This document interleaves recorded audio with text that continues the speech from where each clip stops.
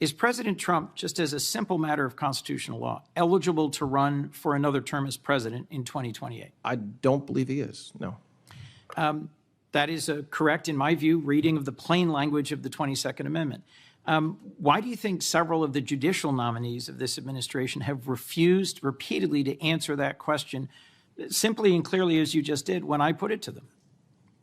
I have no idea why they answer questions the way Me neither. I mean, you're asking me to speculate about something. I don't know. Is the department...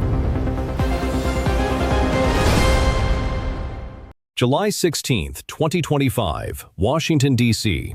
Todd Blanche appeared before the Senate Judiciary Committee seeking confirmation as Attorney General of the United States. But this wasn't just another confirmation hearing. Before joining the Department of Justice, Blanche had spent nearly 2 years as Donald Trump's personal criminal defense attorney. Now, senators wanted to know one thing. Could a lawyer who had defended the president lead the nation's top law enforcement agency independently of that same president? That question became the focus of Senator Chris Coons' examination. What followed was one of the most direct exchanges of the entire hearing. Having spent critical parts of January 6th in this room, taking shelter from the mob, I just wanted to open with some questions. How many people were convicted of assaulting law enforcement officers on January 6th?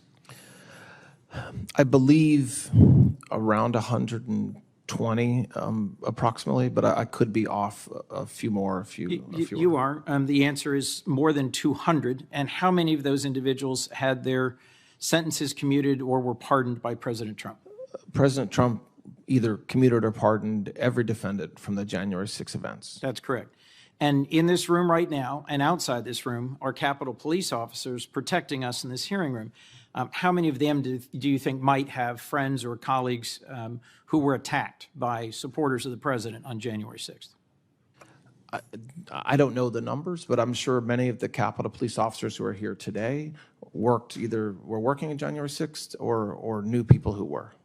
I'll just say that I consider it a shameful slap in the face of the men and women of law enforcement for those convicted of assaulting police officers to have been pardoned. I know you were not serving as Deputy Attorney General when President Trump pardoned those folks, but you said just a few moments ago that you were not celebrating this decision by the president. He was exercising his constitutional power.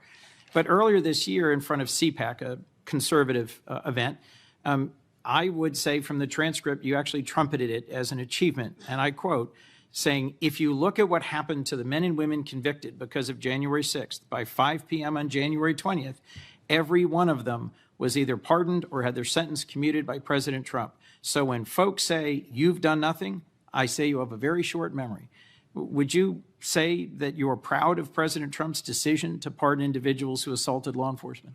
No, that's not what I was saying there at all, Senator. So I was responding to inquiries around why more hadn't been done by the Department of Justice with respect to January 6 defendants. And so my answer was that January 6 defendants and some of their lawyers had a short memory because a lot had already been done. Indeed, by the end of the day on January 20th, they had all been pardoned or commuted. So I wasn't celebrating it. I was merely stating a fact, which is that the January 6 defendants did receive a very generous pardon or commutation from President Trump, every one of them on January 20th. A generous, and in my view, for those who had assaulted police officers, unwarranted, unjustified, ahistorical, and a terrible precedent. Blanche said he wasn't celebrating the January 6th pardons. He said he was simply stating the facts. But Senator Coons had something else, a transcript, and that transcript told a different story. The next question wasn't about the pardons anymore. It was about something much bigger, whether the acting attorney general had ever been willing to tell the president, no. I don't know. Is the Department of Justice that you are running independent from the White House? The Department of Justice, like every single department in the executive, is part of the executive. I mean, Article 2 of the Constitution gives the power of the executive to President Trump. So we certainly operate with integrity. We certainly operate in the single mindset to serve the American people and do the right thing. But I am a member, if confirmed. I will be a member of the cabinet. I'm serving in the acting capacity that way now, just like the other cabinet members. And President Trump can fire me whenever he wants. So, do you have a sense why he fired your predecessor? I have no idea. I mean, President Trump We all serve at the pleasure of President Trump and this administration. Did President Trump ever post on Truth Social directing your predecessor to get at it, to prosecute his perceived political enemies?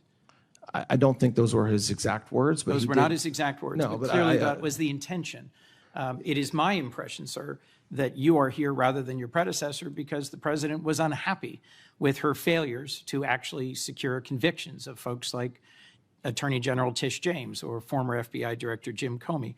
If you're confirmed and you're asked to take an action you believe to be illegal or unethical, would you resign? That will never happen, but yes, if it were to happen, I'm not going to violate my oath to the Constitution. I appreciate that answer. You did answer a question by a colleague about input that you gave to the president. Did you ever say no to the president on the slush fund, the anti-weaponization fund? Did you advise him against this? Will not talk about communications I have with the president. I served as his lawyer for a couple years before he was elected. I'm the Deputy Attorney General and the Acting Attorney General, so I'm not going to talk about communications that I have with him. But Senator, I will say that President Trump trusts me to give him counsel.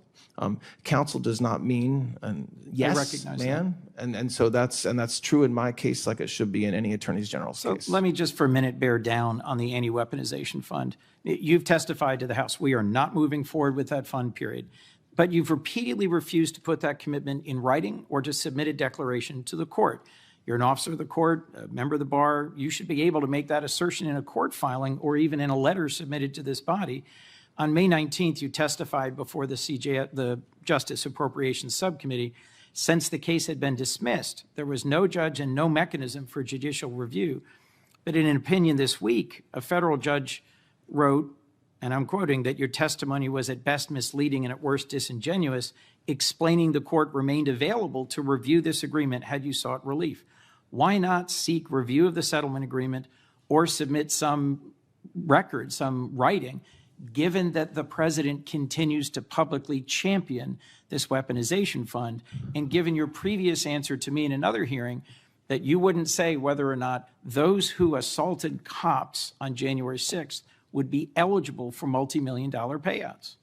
So there's a lot of questions there. First Indeed. of all, we have put it in writing. It's in repeated court filings in EDVA and DC. So this narrative that you won't put it in writing happens not to be true. The reason why neither myself nor Secretary Bessent agreed to put a declaration in is because there's long-standing precedent that judges cannot ask cabinet secretaries or people like me to put in declarations. It has nothing to do with whether the fund is alive. I'm under oath today, and I've said it's dead repeatedly. I said it to the House Oversight Committee, and I'm happy to say it as many times as necessary. As far as what the judge said in Florida, just the last question you asked about Florida, that judge disagreed with what I said. I still believe that 11th Circuit precedent, which I've studied, I am right.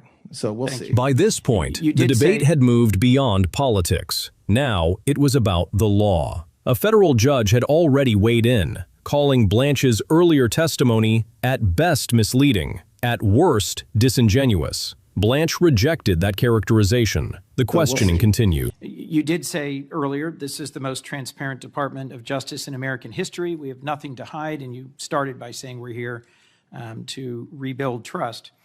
Two decisions or two OLC opinions I'm very interested in. I'm the senior Democrat on Defense and Intelligence Approach. I'm the most senior member of the Foreign Relations Committee on my side, who's currently serving on this committee.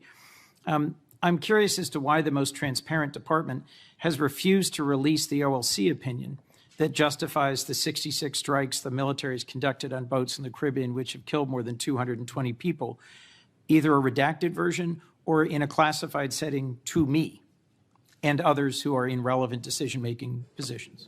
Well, Senator, we made the head of OLC available on multiple occasions to explain that to you and other members of the committee. And that is extraordinarily transparent and unprecedented that we've done that. Whether an OLC opinion is released, there's a lot of process that goes into that. But the idea that we were not transparent about our legal basis there is absolutely not true. Okay. Another chance to be transparent. The FISA court in March certified your Section 702 proceedings, but found compliance deficiencies. This is an important power of the federal government that will soon be up again for a vote, and you have not declassified that opinion. Senators Cotton and Warner, Republican and Democrat leads on intelligence, in April wrote the administration saying that they expected declassification of this March opinion within 2 weeks, yet it remains classified. You have a bipartisan request from the leadership of Intel. Will you declassify it or make it available to us?